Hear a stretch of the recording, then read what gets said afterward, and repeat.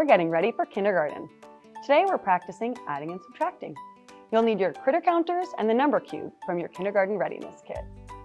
Okay, now we're having a critter party. How many critters do we currently have at our party? 2.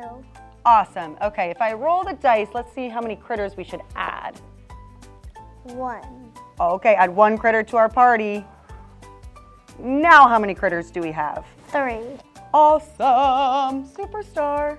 Okay, if I put 2 critters in a line, put the same number of critters next to them.